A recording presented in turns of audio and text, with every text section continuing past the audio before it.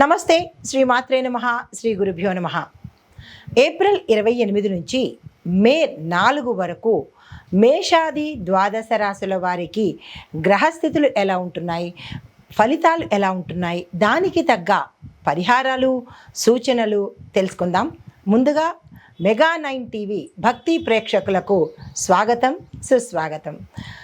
మేషరాశి గ్రహస్థితి రవి బుధుడు శుక్రుడు మేషరాశిలో సంచారం చేస్తుండగా గురుడు కూడా మేషంలోనే స్వగృహంలోనే సంచారం చేస్తున్నాడు.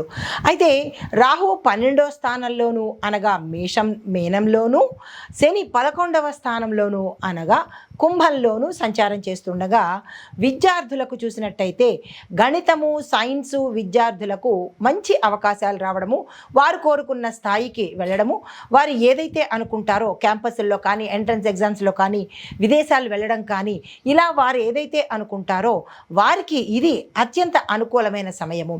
అయితే పోటీ పరీక్షల కోసం ఎవరైతే చదువుతున్నారో వారు అంటే స్థిరంగాను ఒక రకమైన అకుంఠిత దీక్షతో కనుక చదివినట్టయితే ఈ రాశిలో ఉండే విద్యార్థులకు సక్సెస్ సాధించే అవకాశము చాలా ఎక్కువ శాతంగా కనబడుతోంది.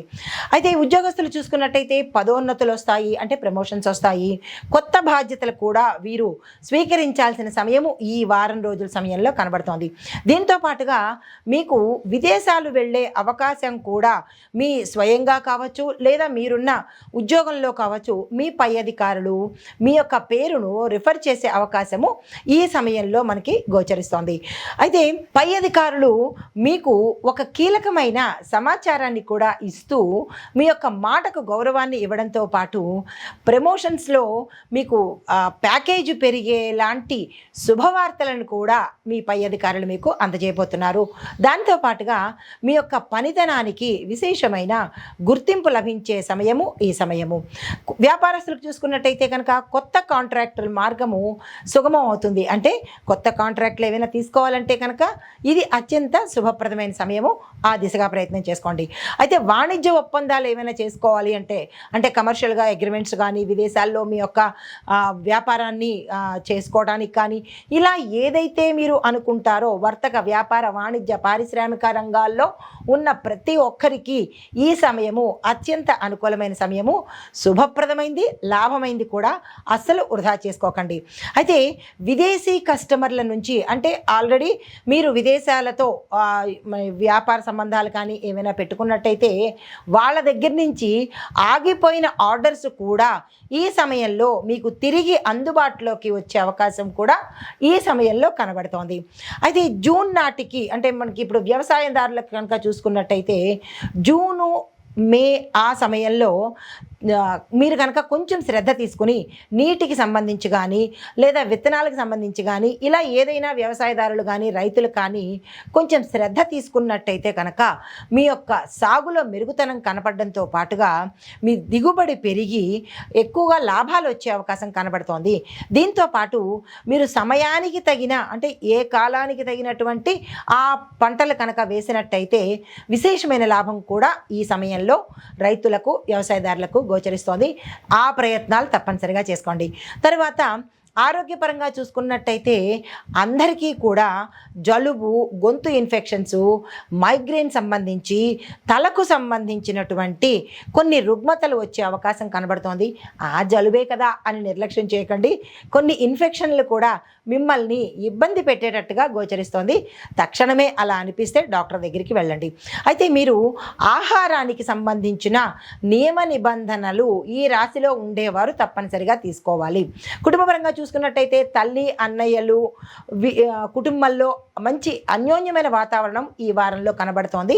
కుటుంబపరంగా గతంలో ఏమైనా విభేదాలు ఉండుంటే కనుక అవి తీరిపోయి శుభవార్తలు వినడం కానీ బంధుమిత్రుల రాకపోకలు కానీ కొత్త సంబంధాలు మెరుగుపడడం కానీ అంటే వివాహాది శుభకార్యాలు జరగడము, కొత్త బంధువులు ఏర్పడము ఈ సమయంలో జరగబోతోంది. తర్వాత ఐటీ కంపెనీలు చూసుకున్నట్టయితే నూతన ప్రాజెక్ట్స్ ఏమైనా తీసుకోవాలనుకుంటే కనుక దానికి ఈ సమయము అత్యంత అనుకూలమైన సమయము, తక్షణమే ఏర్పాట్లు చేసుకోండి. అయితే కనుక కొంతమంది వర్క్ ఫ్రమ్ హోమ్లో మీరు ఏదైనా గతంలో కంపెనీలతో చర్చలు చేసి ఉంటే ఆ చర్చలు సఫలమయ్యి మీకు శాంక్షన్ అయ్యే అవకాశము, మీరు చేసిన ప్రాజెక్టులు గతంలోవి సక్సెస్ అయ్యే అవకాశం కూడా ఈ సమయంలో గోచరిస్తోంది. దీంతో పాటు డేటా లీక్ అయ్యే అవకాశం కూడా ఈ ఐటీ ఉద్యోగస్తులకు కనపడుతోంది. స్కామ్స్ జరిగే అవకాశం కూడా గోచరిస్తోంది. జాగ్రత్తలు తీసుకునే ప్రయత్నం తప్పనిసరిగా చేసుకోండి. కాంట్రాక్టుదారులకు చూసుకున్నట్టయితే కనుక ప్రభుత్వ రంగంలో కొత్త టెండర్లకు దరఖాస్తులు పెట్టుకోవాలంటే this is the best time. వెంటనే ఆ ప్రయత్నం చేసుకోండి. ఫైనాన్సింగ్ విషయంలో చేసేటప్పుడు అంటే ఆర్థిక పరంగా ఏదైనా ఫైనాన్స్ చేయడం కానీ, ఎవరికైనా రుణాలు ఇవ్వడం కానీ, లేదా పెట్టుబడులు పెట్టడానికి కానీ, ఇలా ధనపరంగా మీరు ఏది చేయాలని అనుకున్నా దానికి ఈ సమయము చాలా కొంచెం కఠినంగాను మీకు ప్రమాదం తెచ్చేటట్టుగాను గోచరిస్తోంది. జాగ్రత్తలు తీసుకుని, ప్రమాదం అంటే మరేమీ లేదు, మీరు మోసపోయే అవకాశాలు కనబడుతున్నాయి. జాగ్రత్తలు తీసుకోండి. రాజకీయ పరంగా చూసుకున్నట్టయితే కనుక మధ్యస్థ స్థాయి నాయకులకు ఎంపికలు ఎదురయ్యే అవకాశము, సెలక్షన్స్ జరిగే అవకాశము గోచరిస్తోంది. కొన్ని కీలకమైన విషయాలలో మీ మాటకు ఒక చర్చ కూడా జరిగే అవకాశం ఉంది. మీరు మాట్లాడే మాటల్లో ఏదో ఒక పాయింట్ పట్టుకొని దాన్ని చర్చించి ఎక్కువగా పబ్లిక్లోకి తీసుకెళ్లే అవకాశాలు ఈ రాజకీయ నాయకులు కనబడుతోంది. మీరు మాటను వాడేటప్పుడు, ప్రసంగాలు చేసేటప్పుడు జాగ్రత్తలు తప్పనిసరిగా తీసుకోండి. సినిమా రంగంలో చూసినట్టయితే కనుక ఏ రంగంలో ఉన్న వాళ్ళకైనా విశేషమైన గుర్తింపు కనబడుతోంది. చిన్న స్కేలు కథలు పెద్ద పెద్ద అవకాశాలు, ఇవాళ రేపు చిన్న చిన్న కథలే పెద్ద స్థాయిలో హిట్లు కొడుతున్నాయి. కాబట్టి ఎవరైతే ప్రొడ్యూసింగ్ చేసేవాళ్ళు కానీ, డబ్బులు మదుపు పెట్టేవాళ్ళు కానీ, డైరెక్టర్లు కానీ, యాక్టర్లు కానీ చిన్న సినిమాల దిశగా వెళ్ళినట్టయితే కనుక హిట్లు కొట్టే అవకాశం కనబడుతోంది. తరువాత వాతావరణ ప్రభావం చూస్తే కనుక పొడి వాతావరణంగానే వాతావరణం కనబడుతోంది. ఎక్కడ వర్ష ఛాయలు ఈ సమయంలో కనపడలేదు. మెరుపులు లేకుండానే ఒక్కొక్క ప్రాంతంలో ఉరుములు ఉరిమే అవకాశం కూడా కనపడుతోంది. అయితే ఈ యొక్క వాతావరణం ఫ్లక్చుయేషన్స్కి ఈ గాలుల ప్రభావం వల్ల కానీ, పొడి వాతావరణము, ఇమ్మీడియట్గా తేమ రావడము, ఇలాంటి ప్రభావాలు మనుషుల శరీరం మీద ఎక్కువగా సమస్యలు సృష్టించే అవకాశం ఉంది. చర్మ సంబంధిత ఇన్ఫెక్షన్స్ సోకే అవకాశం ఉంది. జాగ్రత్తలు తీసుకోండి. అయితే ఇంట్లో శుభ్రంగా ఉంచుకునే ప్రయత్నం చేసుకోండి. తడిని ఎక్కడా లేకుండా ఉండేటట్టుగా ఇంటి వాతావరణం కూడా జాగ్రత్తలు తీసుకోండి. అయితే మీరు పూజించాల్సిన గ్రహము అంటే ఈ వారం రోజులు మనకి ఒక్కొక్కసారి ఒక్కొక్క గ్రహానికి ఎక్కువ విశేషమైన ఫలితాలు ఇస్తూ ఉంటాయి.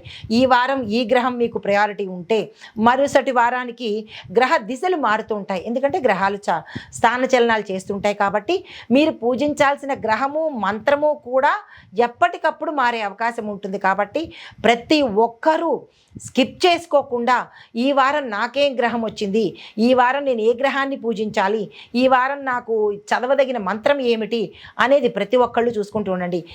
తదుపరి అంటే ముందు చెప్పిన మంత్రాన్నే కంటిన్యూ చేస్తాను అని అనుకోకుండా ఈ గ్రహాల దిశను కూడా మీరు గమనించుకుంటూ ఆ ప్రయత్నం చేసుకోండి.